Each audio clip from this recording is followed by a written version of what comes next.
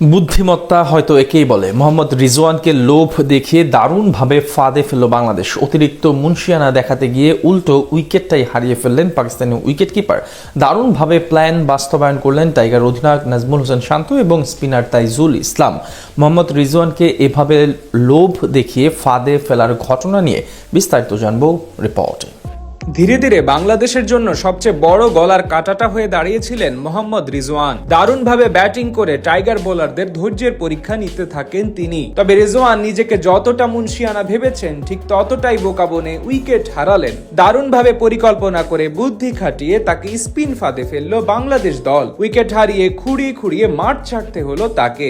আগের দিন বল হাতে তেমন ভাবে প্রতিরোধ গড়তে পারেনি বাংলাদেশ দল। একমাত্র মেহেদী হাসান মিরাজ একটি সাফল্য এনে দেন ইমামুল হককে ফিরিয়ে। তবে আজ দিনের শুরু থেকেই পাকিস্তানি ব্যাটারদের উপর আক্রমণ করেন বাংলাদেশি বোলাররা। তাসকিন আহমেদের পেস এবং মেহেদী হাসান মিরাজের বোলিং ঘূর্ণিতে দিশেহারা হয়ে পড়ে সফরকারীরা। সেখান থেকে একবার জীবন পেয়ে সালমান আলী আগা এবং মোহাম্মদ রিজওয়ান মিলে দারুণ খেলতে থাকেন। আর তাদের জুটি ভাঙতে সেই কার্যকরী সিদ্ধান্ত নিয়ে বুদ্ধির ফাঁদে ফেলেন অধিনায়ক নাজমুল হোসেন শান্ত এবং তাইজুল ইসলাম।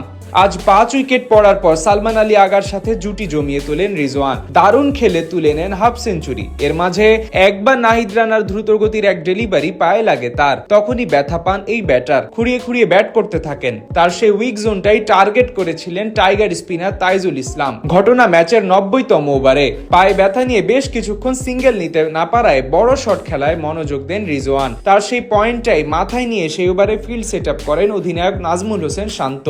সে সময় ডিপ কভার এবং স্কোয়ার লেগে দুইজন ফিল্ডার রেখে বাকিদের সামনে নিয়ে আসেন তিনি। বিশেষ করে লং অফ এবং লং অনের ফিল্ডার দুইজনকে নিয়ে আসেন সার্কেলের পাশে, যাতে ব্যাটার এই অঞ্চল দিয়ে বড় শট খেলার জন্য আগ্রহী হন। সেই সুযোগে তাইজুল একটু ফ্লাইটের ডেলিভারি ছাড়েন, যেখানে প্রথমে সামনে বেড়ে ছক্কা হাঁকাতে চান রিজওয়ান, যদিও সেটি কাউ কর্নারে গিয়ে আটকে যায়। এরপর আবার তাইজুল পায়ের সামনে একটি ফ্লাইটের ডেলিভারি ছাড়েন, সেটিও পুনরায় লোভ সামলাতে না পেরে মিড অফে উপর দিয়ে খেলতে গিয়েছিলেন রিজওয়ান। এতেই বিপদে পড়েন তিনি।